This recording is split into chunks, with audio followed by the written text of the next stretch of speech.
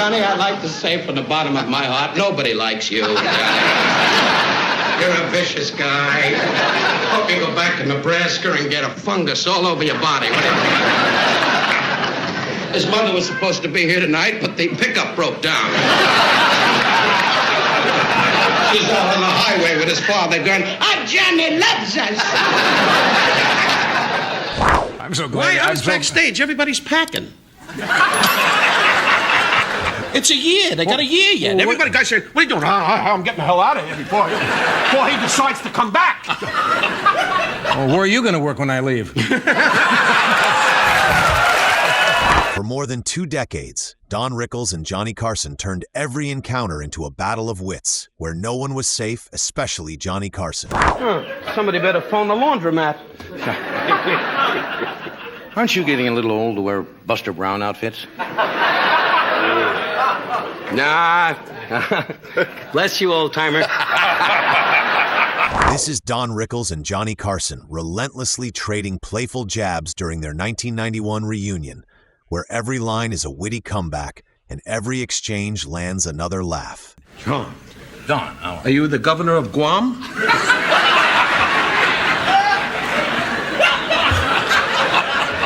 aren't you getting a little older? I know your age. The prom's over. All right. I mean, It's summer. It's summer. I know, but you're dressing like some Chinese yo-yo or something. You look like Hong Kong Charlie. Hong Kong Charlie. How you feeling, Ed? Very good, Don. Keep your name alive. Great. Thank you.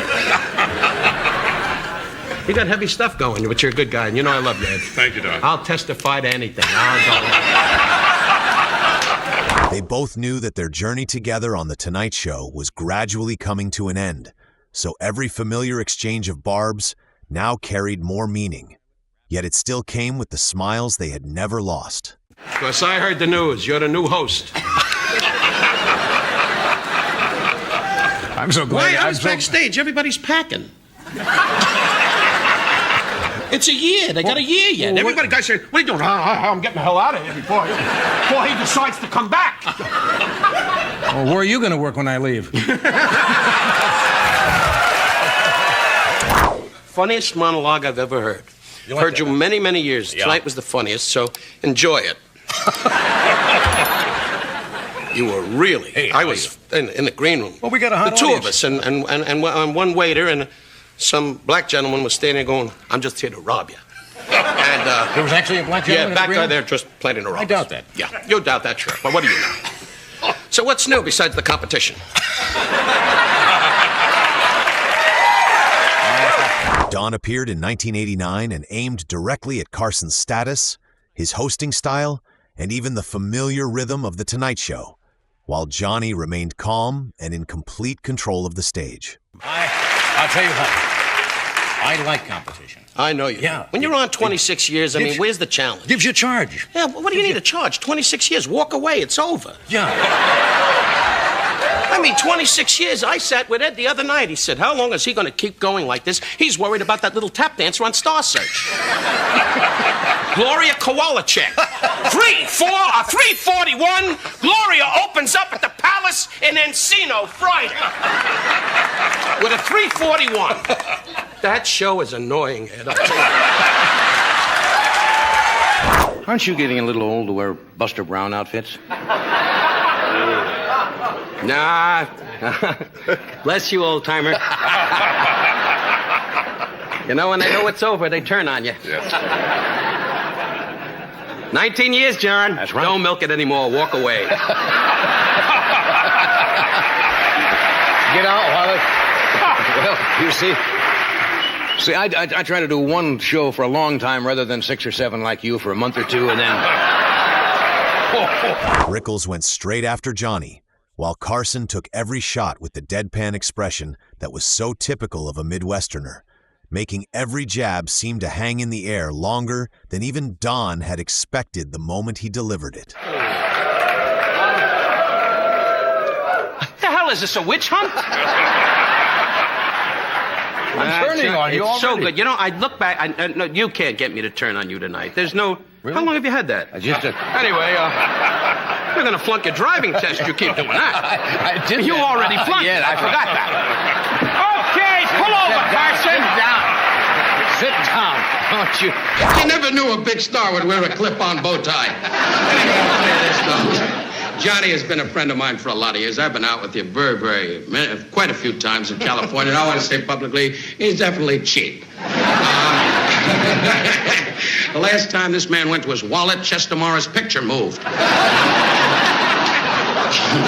And it turned out that way. I'll be off in a minute, Bert, and then you can show this outfit. But I like Bert. You know, the first when you were away. Don't you like me? Huh? Honestly? Yes. No. I see. No, I adore you. I know that. You gave me an opportunity. You even had me. He had a little party the other night, I must say. In fairness to Buddy and Ed and Bert, he had a party for your anniversary. Well, it wasn't really. It was just happened to fall on the same day. No, you were married a year to Joanna. That's right. Correct. Your lovely wife was not here tonight, unfortunately. She's in New York with her organ and monkey. Don turned the room with Burt Reynolds and Johnny Carson into a two-target shooting range, constantly shifting between Reynolds' movie star image and Carson's status as the host, while no one could escape his barrage of sarcastic shots. No, that's a joke. Of course it is. His mother's in Nebraska going... Again, we struck out, Pop. But she's a lovely lady. Yes, she is. Johnny had a little party, Bert, and Buddy at Chasen's. I can't say that. Buddy was invited and he couldn't be there, and Bert wasn't in town. I couldn't wasn't make invited. it. You Buddy, weren't couldn't- invited? No, you were at the Dinah Shore cooking show. Johnny was no longer just the host standing by and watching the insults unfold. He had become a target himself. Don knew exactly how to make Carson's status seem just a little ridiculous next to Bert's movie star image. On Carson's own stage, in front of his own audience, every jab landed even harder. Now, he goes out with Dinah Shore, who's I a know lovely that. lady. I know It's you in know all that. the This isn't a magazines. test. I read. I know you know that. Well, I read. Why are you talking to me like I don't know? Because you annoy me. That's Larry, Rhinestone Cowboy, it's my favorite.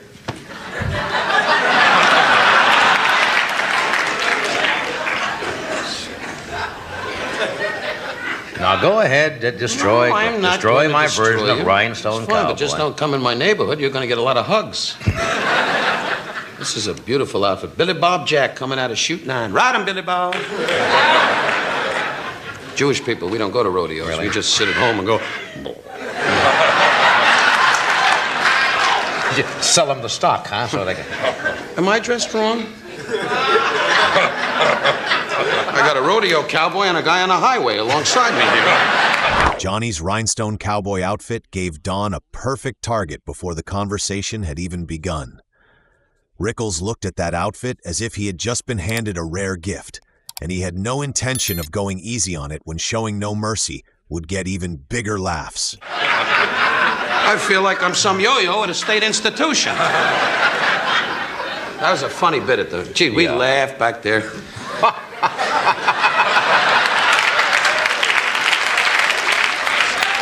The mule died. The mule died. I wasn't watching you, actually. I was backstage with Bob Hope. That's America, and I kept saluting him, and he, painted stars on his face and hoisted them. He kept running up and down the hall with his helmet going, "Isn't there a war?" Lonely guy, lonely guy. Johnny tried to maintain the authority of a talk show host while wearing that outfit, as if he were trying to preserve his dignity, with a giant sign hanging around his neck that was mocking him in front of millions of viewers who were already thinking the same thing. I'll be off in a minute, Robert. Don't worry. Ever since Cold Blood. Anyway, by the way, that was on the other night. It was wonderful. It was. In Cold Blood, Truman Capote's story in Cold Blood, and you Great. were Marvelous super, thing. super in it. Really, it was just great. That's what Wife and I were fooling around then, and we both went, "It's Cold Blood." Stopped for about 2.5 minutes. And when you were hung, we went back to the big thing. 2.5 minutes, you're usually finished.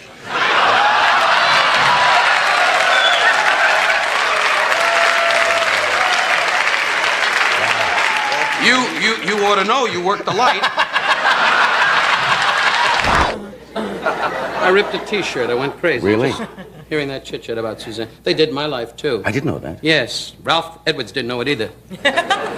but it was nice. How do You you are feel, right. John? They asked me to be on that show once, and I could not do it because they were doing Are it. you Uncle Sam? No, excuse me. We want you.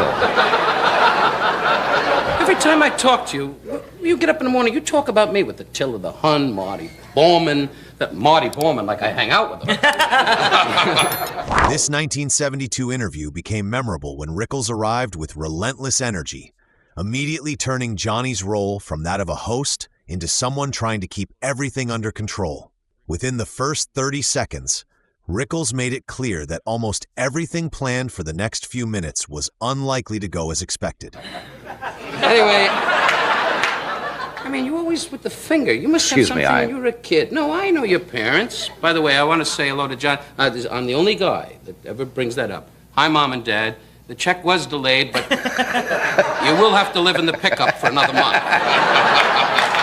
He has the nicest parents, but he keeps his personal life quiet. And I know your personal life, and continue on that way. Don's best jabs always found their way back to Carson, no matter how many other targets they hit along the way.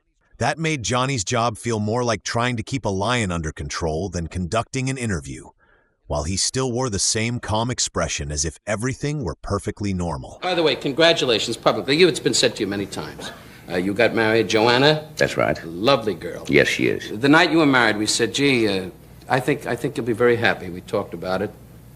And she said, well, Don, I really feel John is a warm human being, you know, and you are. You're an outgoing guy. I just picture you on the wedding night, all that wild vitality and all that, you know, that aggressiveness, you know. Probably sat in a room in his underwear looking at his periscope. But I'm married 8 years now, and I have a lovely wife. I have the type of wife on the wedding night, she just sat in the room and went, and I put on a party hat and did the ice cream cone trick. Barbara liked that, huh? Yeah. Over decades together on The Tonight Show, Don Rickles and Johnny Carson created unforgettable verbal sparring matches that still make audiences laugh to this day. That's why they continue to be remembered as one of the most iconic comedy duos in television history. Which moment between Don Rickles and Johnny Carson made you laugh the most? Let us know in the comments below, and don't forget to subscribe for more classic television moments.